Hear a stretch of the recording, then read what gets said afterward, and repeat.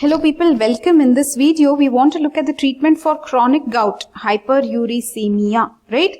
So what we have seen so far we have looked at anti-gout drugs, pharmacology. We saw what exactly gout is. It is nothing but increased levels of uric acid in the blood. So that is nothing but uric acid, nothing but urate. So increased urate levels in the plasma. Normal concentration will be around 2 to 6 milligram per deciliter.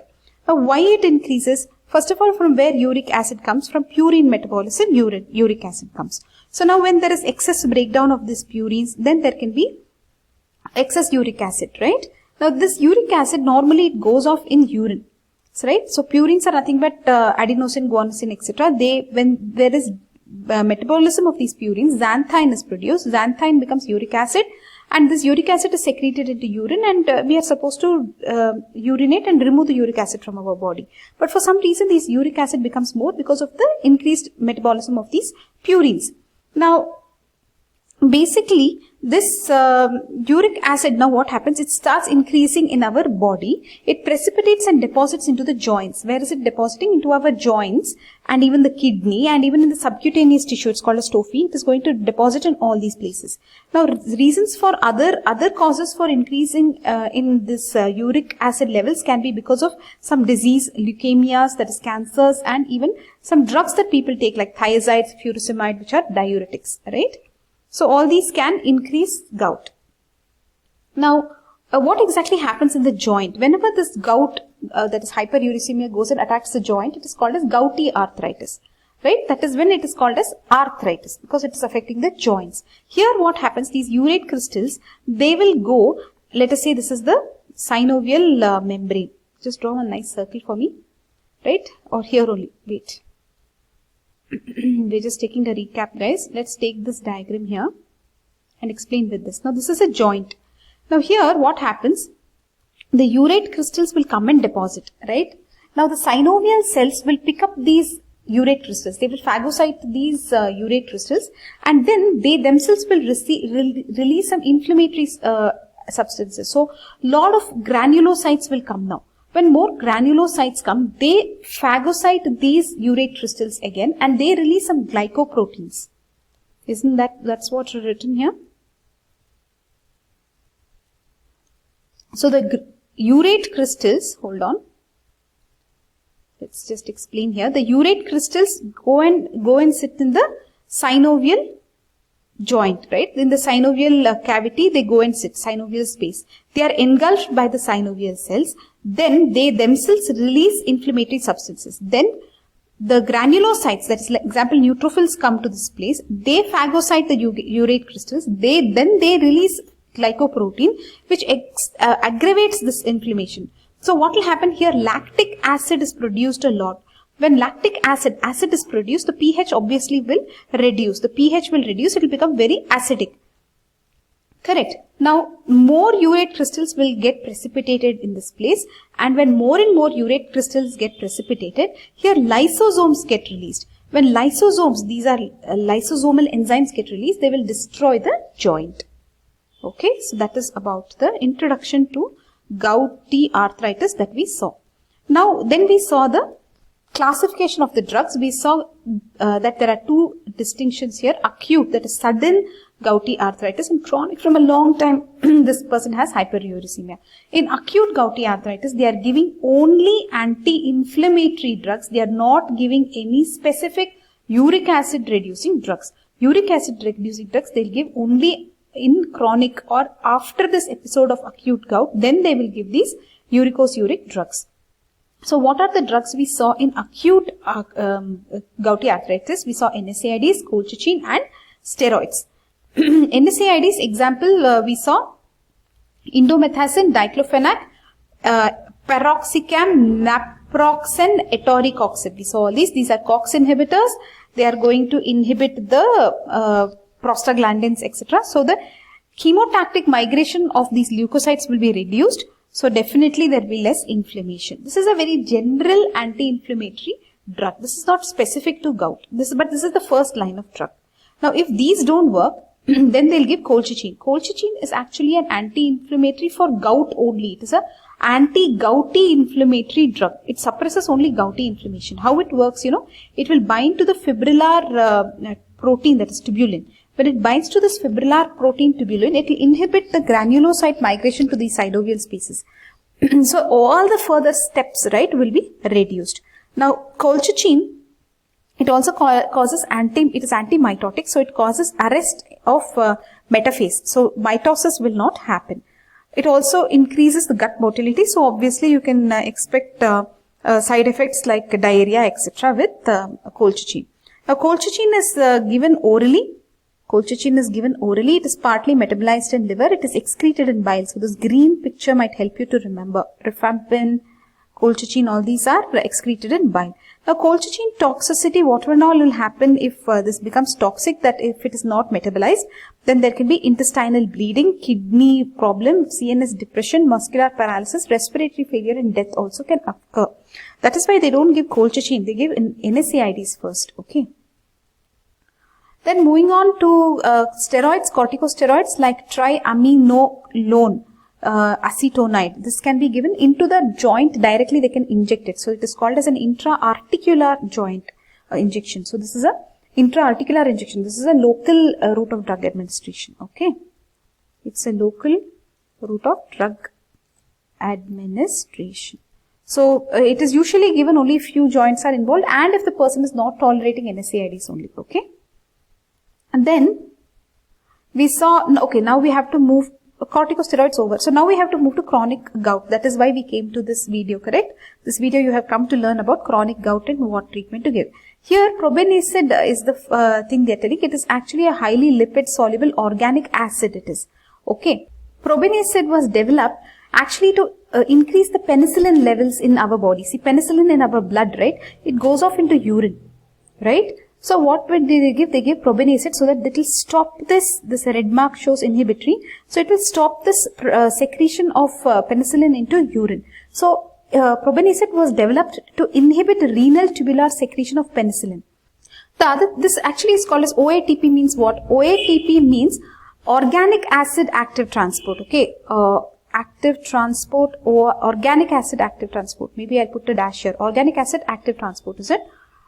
So basically, this organic acid is which one?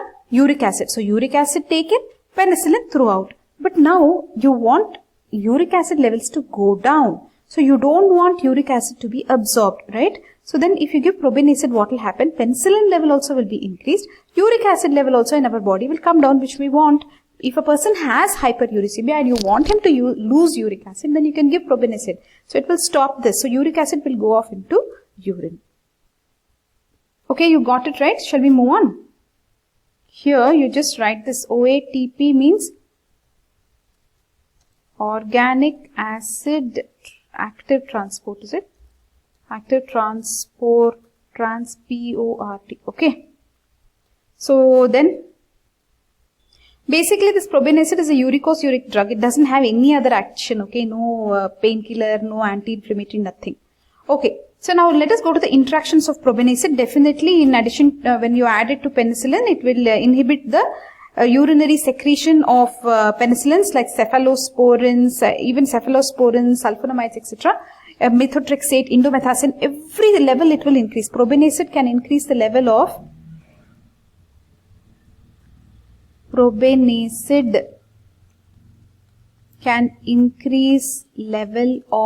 penicillin, cephalosporin, methotrexate, sulfonamides,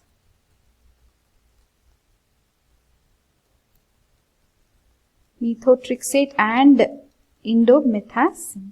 Okay. It has lot of other interactions. Okay. It inhibits the excretion of rifampicin also. It inhibits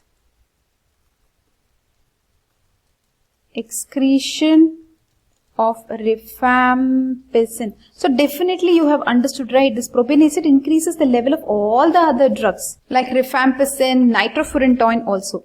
The only people who interfere with probenecid is pyrazinamide and ethambutol.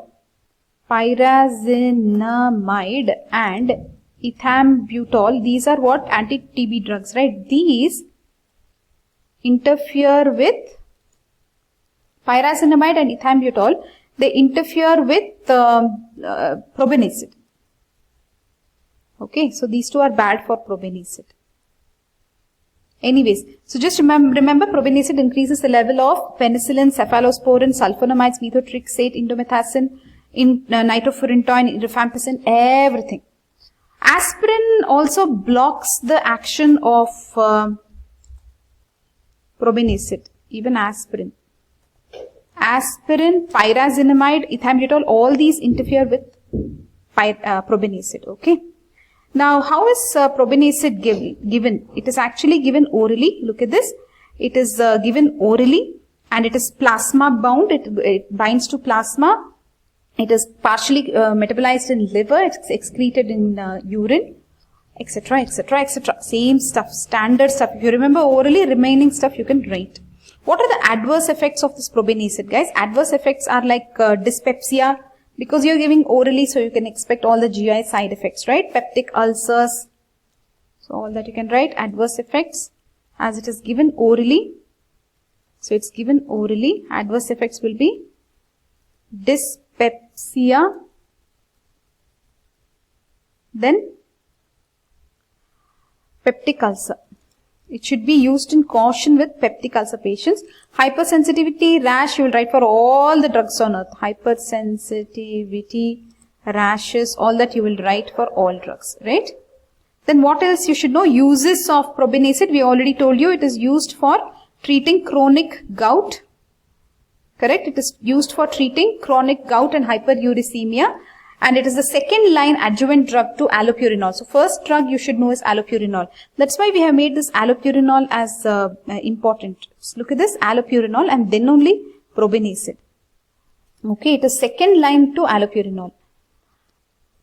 Okay, probenecid, what else you should know? So if there is if kidney is fine, then only this drug will work, guys. Okay. Then you should give it with plenty of water, they are saying. Plenty of fluids should be given with probenecid.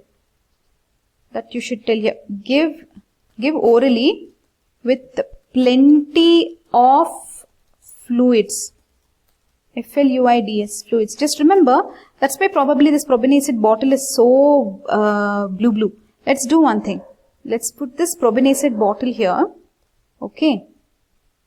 Let's put one probenecid bottle here. Give me a smaller diagram.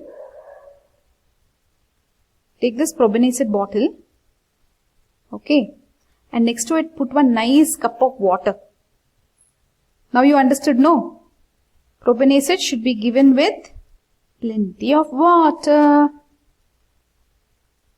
So you will not precipitate the urate crystallization in urinary tract. Why will you give it plenty of fluids? To avoid urate crystallization in urinary tract. Okay. What else you should know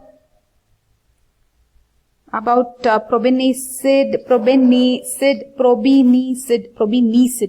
It is used to prolong penicillin or ampicillin action, that you already know. Examples, why would you use it in those conditions? Like example in gonorrhea, wherever you give penicillin. Gonorrhea, SAB, subacute endocarditis, right? What is B? I forgot. Subacute bacterial endocarditis. Yeah, that's why bacterial, right? That's why they are giving antibiotics, and in that probenecid they are giving so that you can increase the level of this antibiotic. That's all. So now we have to move on to. Now we are going to move to allopurinol. Guys, next drug we have to cover is allopurinol. We'll take that up in next video. Allopurinol. Just remember one thing, guys. Probenecid can also be given in AIDS. Okay, given AIDS basically to prevent nephrotoxicity. Okay, it is given with eldofovir. That is, Eldofovir is what? Antiviral, right? So definitely you will give it with probenecid to prevent nephrotoxicity. That's all, guys. We are done with probenecid. Next video we will continue with chronic gout treatment. So chronic gout or hyperuricemia. Next video will cover allopurinol. Allopurinol, basically it is a synthesis inhibitor, correct? So it is a what inhibitor? It is a synthesis inhibitor, allopurinol. Okay. So come back in this next video. We'll look at allopurinol. Okay. Bye bye.